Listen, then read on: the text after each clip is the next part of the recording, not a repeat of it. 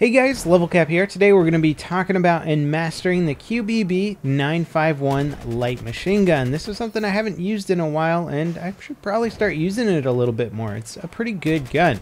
One thing I really like about this weapon is that it's not difficult to use. Some weapons out there you really got to learn how to compensate for recoil well. You have to know the exact engagement distances that guns are effective at. The QBB-95-1, although it doesn't have very high damage potential, is an accurate gun and doesn't require a lot of compensation. It functions best when you're playing that support role. You're not engaging in straight up one-on-one firefights where your opponent's returning a lot of fire. This is not where the QBB-951 is going to excel. You're going to get out-damaged. It only shoots 650 rounds per minute. The muzzle velocity is pretty good, so you can definitely hit targets at medium and longer ranges, even if they're moving or running around. So it makes it a good medium to long range weapon, and you just kind of want to stay behind your teammates or sort of take stealthy flanking approaches where you're going to be able to have enough time shooting at your opponent before they start returning fire. Now, it has a medium length reload of 4.3 seconds, very long for any sort of assault rifle or carbine, but very short for a machine gun. The downside though is that it doesn't carry that many rounds in its drum style magazine, 75 rounds, which will allow you to chew through quite a few opponents, but you're still going to be reloading this machine gun a lot more frequently than most of the other support weapons. And finishing up that kill streak there on TDM, I'm now going to be going for that mastery dog tag, just a few more kills with this gun to reach that 500 number. Would be cool to get a kind of custom camo or something like that once you mastered again. Don't really care too much about the dog tags. Maybe a kill counter or something like that on the side of the gun, although that could upset the milsim look of this game.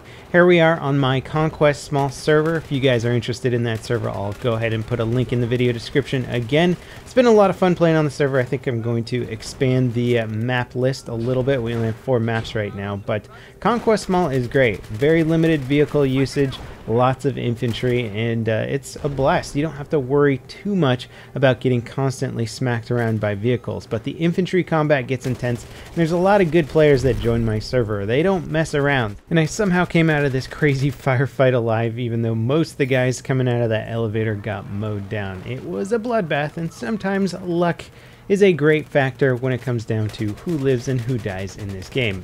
Probably a bit more in Battlefield than most other shooters out there. This game is full of chaotic firefights. Now, something that I've really come to appreciate on most guns is just muzzle velocity. It's such an important stat to have in this game because Battlefield 4 has increased the engagement distances that you are used to fighting at as an infantry.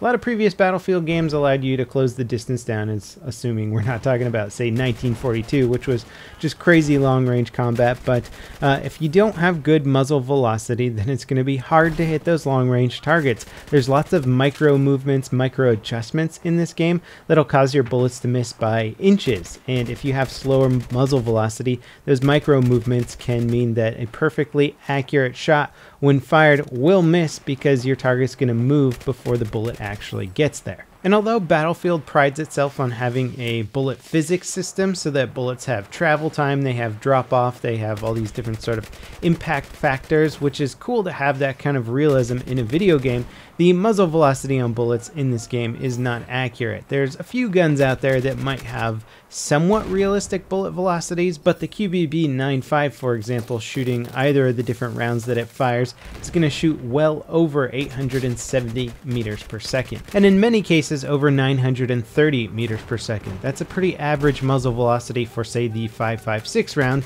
the round that you find in, I would say, over half of the weapons in Battlefield.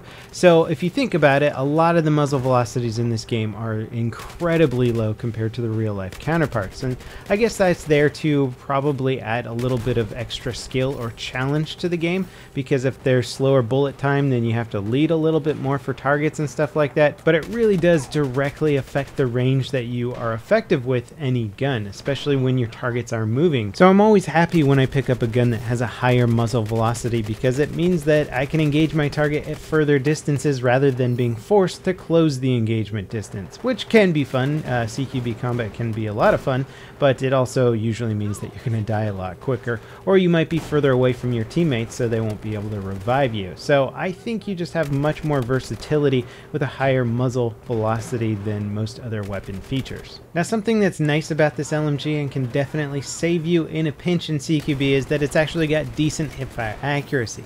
Not astounding, but if somebody jumps up in your face and you start hip firing this thing, it's going to be a hell of a lot more accurate than your average LMG. Now, while using this Letta, I was running the weapon pretty much naked, just with the Coyote sight on top there, and it was performing fine. I might consider running it with the heavy barrel just to test it out. If you don't mind a little bit extra vertical recoil, I think the heavy barrel can be a fine attachment for increasing just your sustained fire accuracy. And that's what this gun really needs, is sustained fire accuracy. You're going to have to shoot it for a while. You need to put a lot of rounds down range to kill your targets, but if you can maintain that accuracy during a volume of fire, then you're going to be able to do much better with this weapon. Aim for the head whenever possible, of course, just because your damage per second is so low, you're going to need any sort of DPS bonus you can get. Now, we're finishing up this video with some TDM on Golmud Railway. This was a crazy 64-player server, and as often happens on these servers, people start abusing the smoke.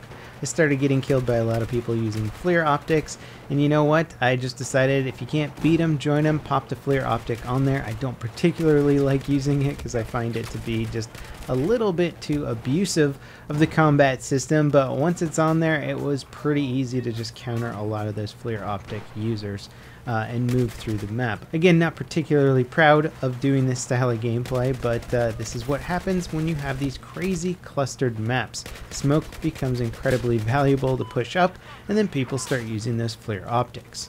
So if you find yourself legitimately playing the support role, staying sort of in the mid to backfield, supporting your squad mates with ammo, engaging targets at a range, I can highly recommend the QBB-95-1. I'm going to put a list of the guns I have yet to master in the video description. Please let me know which weapon you'd like me to master next.